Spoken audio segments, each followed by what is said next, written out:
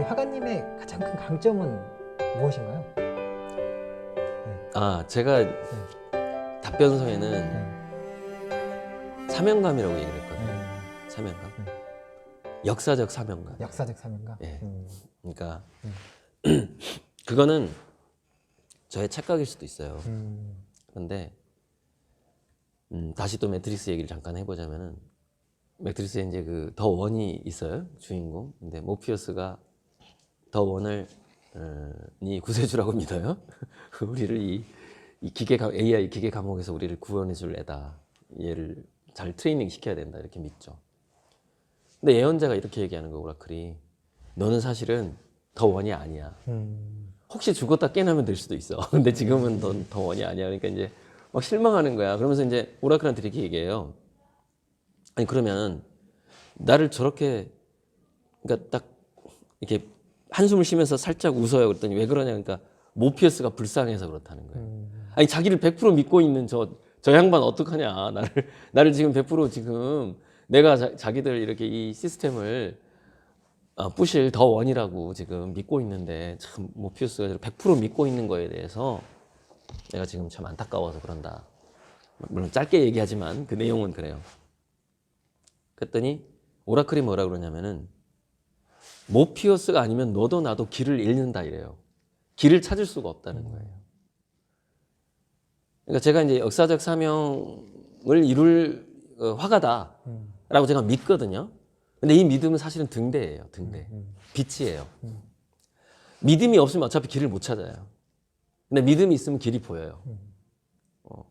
그러니까 저는 이제 제 그림의 운명, 그리고 제 화가로서의 어떤 역사적 사명감이라는 믿음이 있는데, 그 믿음이 이제 하나의 그 빛이고, 뭐 이제 제가 걸어가야 할 길이 이제 걷다 보면 그 다음 길이 보이는 거잖아요. 지금 여기서 100m 앞까지는 보이진 않잖아요.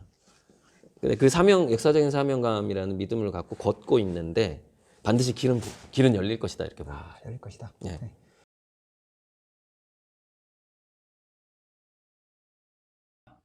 저는 사부님께서 10만 원권까지 그리는 것이 역사적인 운명이라고 느껴집니다. 419 유공자이시니까요. 사랑합니다. 역사적 제자가 되도록 매일 노력 중입니다. 그것을 어떤 미술의 역사일 수도 있고, 우리 나라의 역사일 수도 있고, 저는 좀 소위 말해 그런 교육을 받아왔기 때문에 역사를 생각해야 된다는 거죠. 하루하루 살 때. 마치 사관이 나를 지켜보고 있다고 생각을 해야 되는 것이죠. 예전에 그 왕들의 기록을 다 기록하잖아요, 사관들이. 근데 그럼 화가로서 역사적 제자가 된다는 건 도대체 무엇인가? 이거는 미술사에 남아야 되잖아요, 미술사에. 그렇죠? 우선 화가니까. 그럼 미술사에 남으려면 어떻게 해야 돼요? 여러 가지 새로움이 있어야 되겠죠. 뭔가를, 그래서 제가 회사 이름이 창발이잖아요. 뭔가를 창발을 해야 되잖아요. 창발을 해야만 역사에 남죠. 많은 것을 창발할수록 좋죠. 근데 제가 지금 캔버스에다 그림을 그리는 이것을 아직은 하고 있는데, 제가 그 기축통화의 그림 분위를 만들어야 되는 그런 역사적 사명이 있기 때문에 캔버스화를 많이 그려야만 하는 것이죠. 하지만 이제 저는 또 뭐 설치 미술 여러 가지 다른 방식의 또 다른 컨셉의 작품을 남길 수도 있죠. 그런 새로움이 또 있어야지 역사적인 화가가 되는 것이겠죠. 그건 차차 제가 보여드릴 거고요.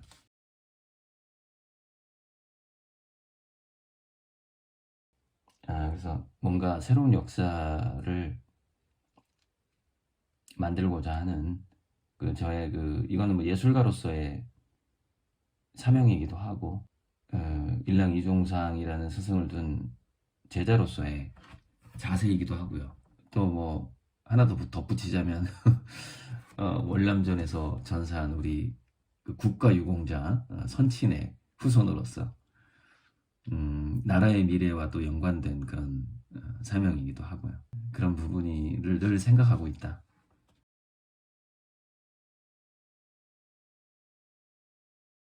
과거의 화가들은 단순히 미술사 내에서 새로움을 써도 되는 존재였다고 치면은 지금의 예술이라는 것은 전분에 뻗어 있기 때문에 인공지능 로봇 AGI가 왔을 때는 전 인류의 50% 이상이 예술인이 돼요.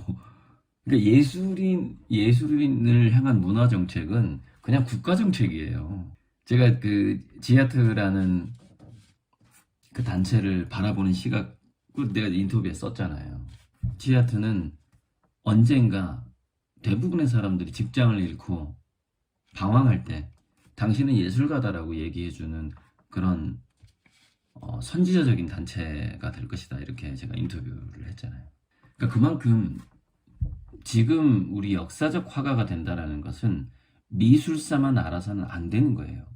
과학사, 철학사, 미술사 전체를 다 알고 이 예술가가 캔버스 내에서 새로운 그림을 그리는 예술가의 시대가 아니에요, 지금은.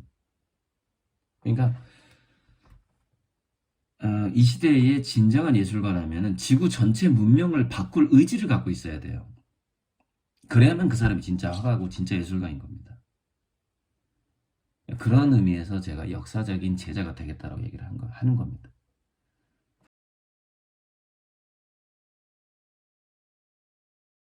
미술 한류는 왜 늦게 올까요? 영화 한류도 오고 있고, 지금 BTS 음악 한류 오고 있는데, 드라마 한류, 왜 미술 한류는 늦게 오죠?